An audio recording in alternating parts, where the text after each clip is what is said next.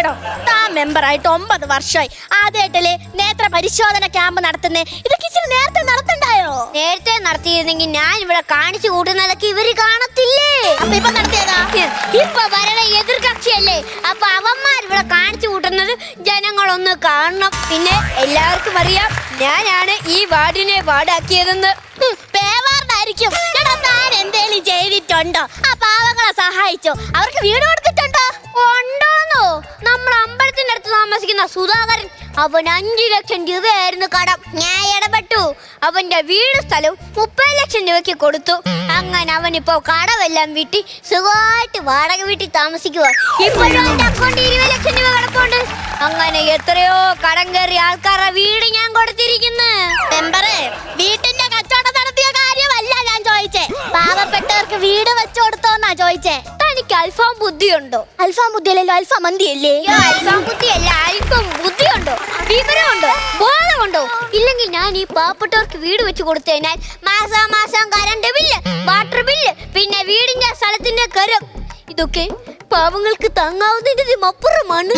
Last അവർ ഈ കടമൊക്കെ അടയ്ക്കാൻ വേണ്ടി ഈ വീട് സ്ഥലമൊക്കെ വിറ്റ് വല്ല പുറമ്പോക്കിലും പോയി കിടക്കേണ്ടി വരില്ലേ? അതിലും ഭേദം അവരിപ്പോഴേ വല്ല പുറമ്പോക്കിലും പോയി കിടക്കുന്നതാ. വെറുതെ എന്തിനാണ് പാവങ്ങളെ കിടക്കണിയിലാക്കുന്നത്? നല്ല ബെസ്റ്റ് മെമ്പർ. ഡോക്ടറെ, എന്റെ ഈ 2 കണ്ണിനൊരു കടിയുണ്ട്, അത് നോക്കി തരണം.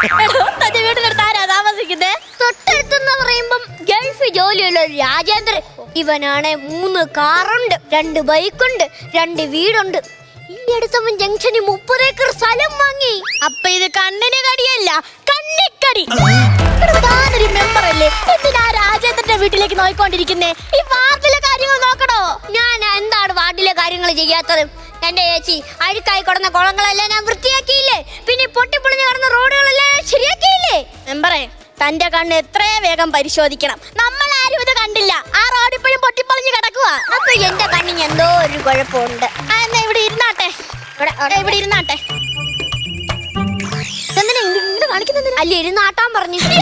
ഇവിടെ ഇരിക്കാം. എന്റെ ദൈവമേ. വലത്തോട്ട് ഇല്ല, ഇടത്തോട്ട് ഇല്ല. അതെന്താ? ഞാൻ ഈ വാർഡിൽ സ്വതന്ത്ര സ്ഥാനാർത്ഥിയായിട്ടാണ് ജയിച്ചത്. ഇടത്തോട്ടും ഇല്ല, വലത്തോട്ടും ഇല്ല. എടോ, അതല്ല, വലത്തോട്ട് കണ്ണ് നോക്കാൻ. വലത്തോട്ട് നോക്കിയേ. ഇല്ല. ഇടത്തോട്ട് നോക്കിയേ. ഇല്ല. അതെന്താടോ? എനിക്ക് ഈ ഡോക്ടറിന്റെ കണ്ണ് നോക്കിയിരിക്കാനാ ഇഷ്ടം. ഡോക്ടർക്ക് ഒരു കാര്യം അറിയാവോ?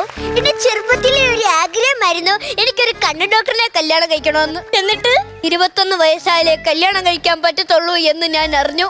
അതറിഞ്ഞിട്ട് ഇന്ന് 23 വർഷമായി. ഇന്നാ വരെ എനിക്കൊരു പെണ്ണ് ഞാൻ കിട്ടിയിട്ടില്ല. എന്നാലും എന്താ, എന്റെ കാത്തിരിപ്പിനൊരു ഫലം ഉണ്ടായില്ലേ? എനിക്കൊരു കണ്ണ് ഡോക്ടറിനെ കിട്ടിയില്ലേ?